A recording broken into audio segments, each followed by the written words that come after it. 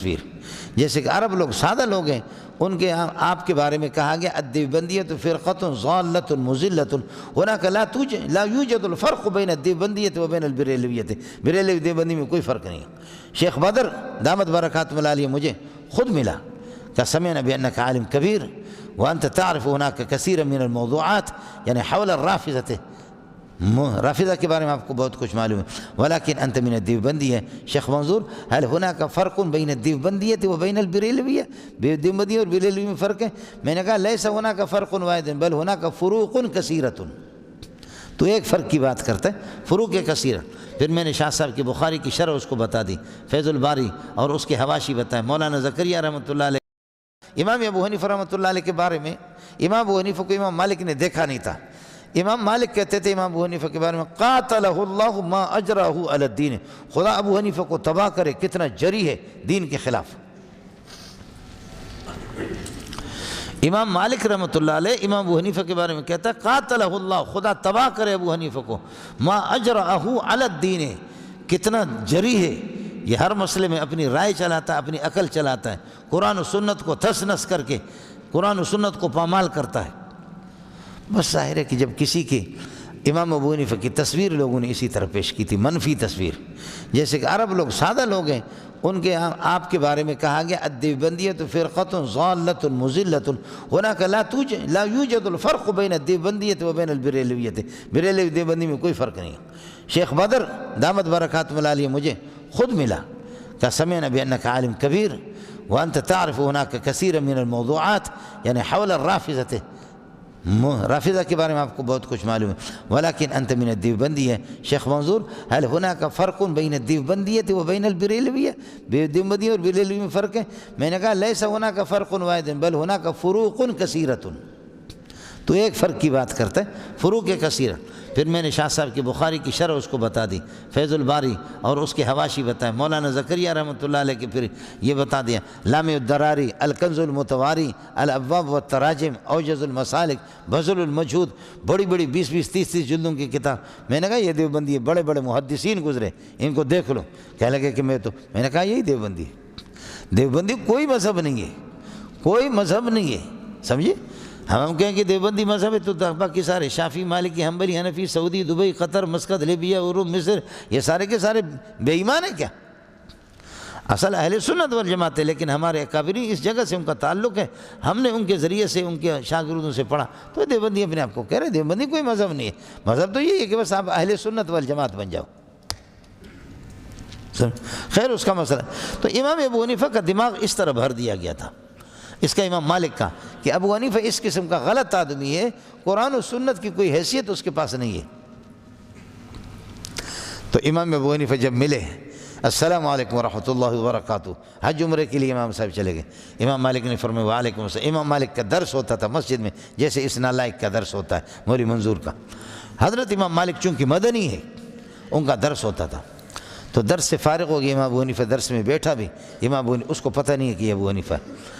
السلام علیکم، وعلیکم السلام، من این انت، کہاں سے آپ تشریف لائے؟ فرمایا من العراق، عراق سے آیا، من العراق۔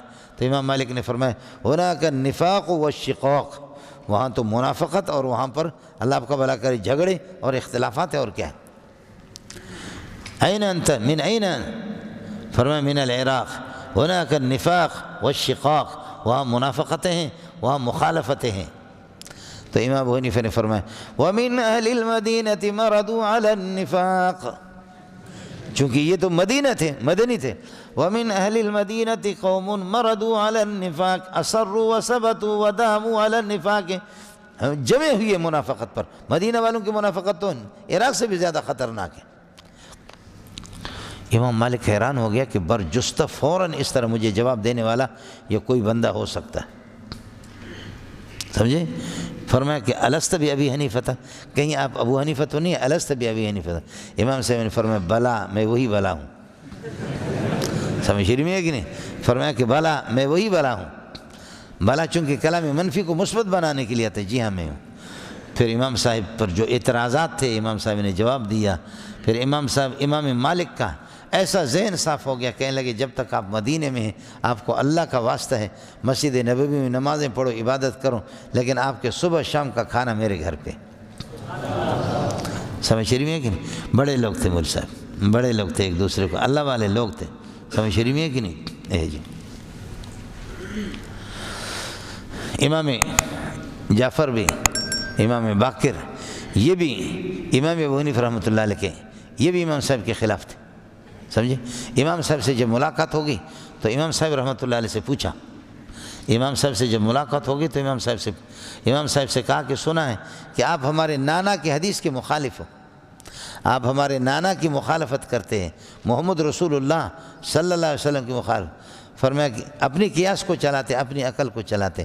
امام صاحب نے فرمایا کہ اگر میری عقل چلتی تو عورت کو 2 حصہ ملنا چاہیے تھا، وہ کمزور ہے، اور مرد کو 1 حصہ ملنا چاہیے، جبکہ قرآن نے بھی کہا، نبی نے بھی کہا للذکر مثل حظ الانثیین، اس لیے میں اپنے قیاس کو نہیں چلاتا۔ ایک دوسرا، اگر میری عقل کی بات ہوتی، میری عقل کی بات ہو تو پیشاب پاخانے میں غسل واجب ہونا چاہیے اور منی نکلنے میں صرف وضو واجب ہونا چاہیے۔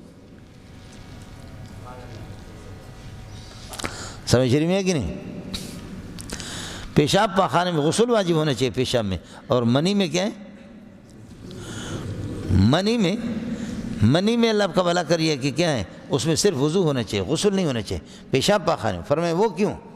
فرمایا کہ اس لیے کہ پیشاب تو بالاتفاق ناپاک ہے، خروج یہ نجاست بالاتفاق، لہذا یہ یوجب الغسل، یہ موجب غسل ہونا چاہیے، اور منی تو شافعی کے ہاں، احمد کے ہاں پاک ہے۔ اس میں پھر بھی اختلاف ہے، بعض لوگ اس کو تو وہاں خروج نجاست قطعیہ اتفاقیہ نہیں ہے کہ بالاتفاق نجاست ہو، کچھ لوگوں کے ہاں تو اس کی منی کی نجاست پیشاب سے پھر بھی کم ہے، تو اس میں پھر یہ ہے کہ منی کی نجاست کم ہے، اس میں حدث اصغر لازم ہونا چاہیے، وہ موجب ہو حدث اصغر کے لیے، اور پیشاب بالاتفاق ناپاک ہے، یہ موجب ہو حدث اصغر کے لیے۔ میں آپ کے نانا کو سلام پیش کرتا ہوں، اس لیے میں نے اپنے قیاس نہیں چلائے۔ تو کھڑے ہو گئے امام ابو حنیفہ کے پیشانی کا بوسہ لیا۔ سمجھ رہی ہے کہ فرمایا لوگوں نے ہمیں غلط گائیڈ کیا ہے، لوگوں نے ہمیں بعض غلط فہمیاں ہوتی، جیسے کہ یہ آپ کا اللہ آپ کا بھلا کریے کہ محمد بن اسحاق ہے، اس کو دجال اور کذاب امام مالک نے کہا۔ فرمایا کہ لو حلفت بین المقام، اس میں اللہ آپ کا بھلا حجر اسود کے سامنے اور مقام ابراہیم پر کھڑے ہو کر کے میں قسم اٹھاؤں گا انہ دجال من الدجاجلۃ، لیکن بعد میں کہتے کہ اس کی حقیقت کا علم ہو گیا تو امام مالک اس کو گفٹ بھیجتا تھا، گفٹ عطیہ اس کو بھیجتا تھا۔ ہوتا ہے بعض لوگوں کے اس قسم کے مسئلے۔ یہ ہو گیا مولانا۔ وآخرون اعترفوا بذنوبہم۔